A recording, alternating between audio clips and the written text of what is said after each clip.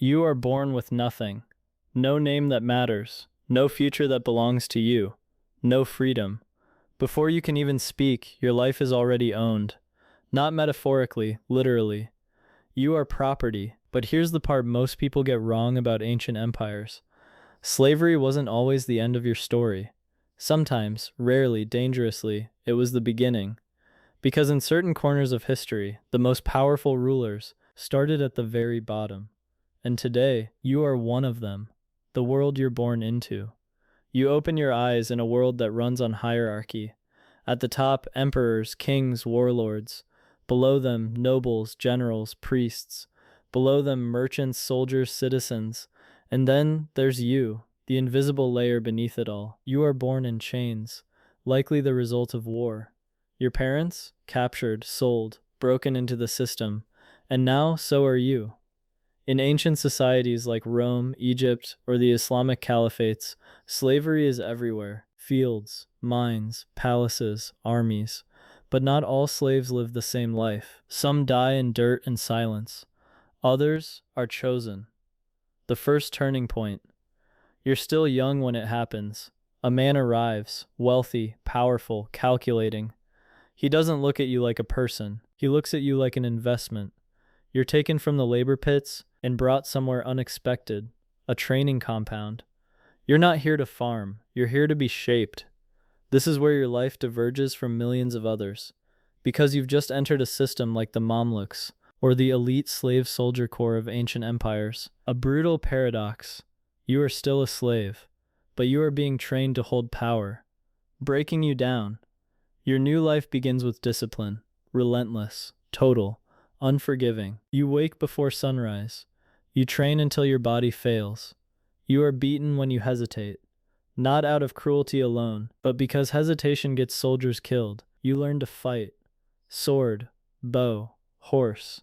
You learn languages, strategy, religion. You are being rebuilt from the ground up. Your old identity? Gone. Your new one? A weapon. And slowly, you begin to stand out, earning a name. Most around you break. Some die, but you endure. And not just endure, you excel. Your trainers notice. Your master notices. And for the first time in your life, someone important knows who you are. You are promoted, given responsibility, trusted with command over others like you. Still a slave, but now a leader of slaves. And here's the dangerous truth. Power doesn't care where you started, only whether you can hold it. The battlefield changes everything.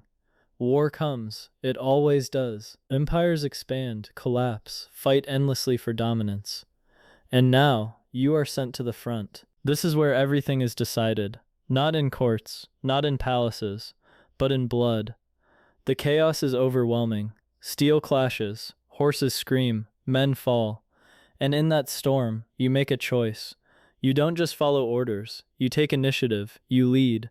You win, not by luck, but by instinct, aggression, and timing. And victories like that get remembered. The first taste of real power.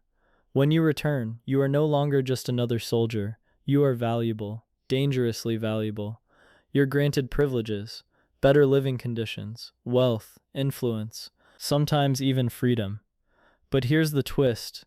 Even if you're freed, your loyalty is still tied to the system that raised you. And that system needs strong men, men like you. So you rise again, commander, general, each step pulling you closer to the center of power and further away from the chains you were born into. The game behind the throne. But power in ancient empires isn't just about war. It's about politics, alliances, betrayals, secrets. And now you're in the middle of it.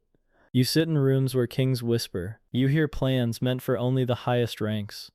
You realize something critical. The people at the top aren't invincible. They're paranoid, fragile, surrounded by enemies. And suddenly, you're no longer just serving power. You're close enough to take it. The moment of decision. There's always a moment, a fracture in the system, a weak ruler, a divided court, a crisis. And in that moment, someone steps forward. This is where history is made, or where it ends. You have allies. You have soldiers loyal to you. You have reputation. What you don't have is permission, so you take it, whether through a coup, a calculated betrayal, or being invited to rule when no one else can. You ascend from slave to ruler, wearing the crown. Now everything changes. You sit where your masters once sat. You give orders that shape nations. You command armies that once commanded you. But here's the truth no one tells you. Power is heavier than chains. Every decision has consequences.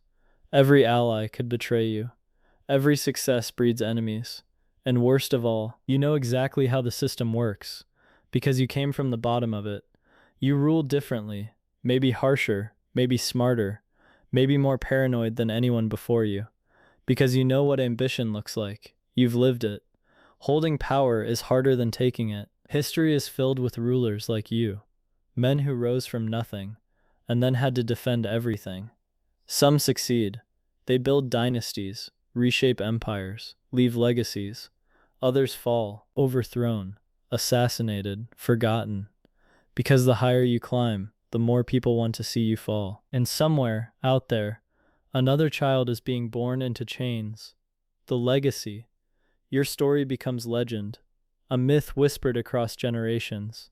How could a slave become a king? But the answer was never simple. It wasn't destiny.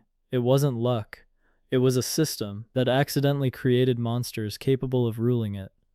You were shaped by violence, trained for obedience, tested in war, forged in ambition, and when the moment came, you didn't hesitate. Final reflection.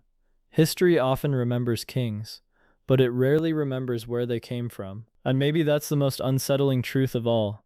The distance between the lowest and the highest isn't always as far as we think, because sometimes the person with nothing to lose is the most dangerous one in the empire. If you want more cinematic journeys through history, stories of power, ambition, and the people who changed the world from the shadows, make sure you subscribe, because the next story might be even more dangerous.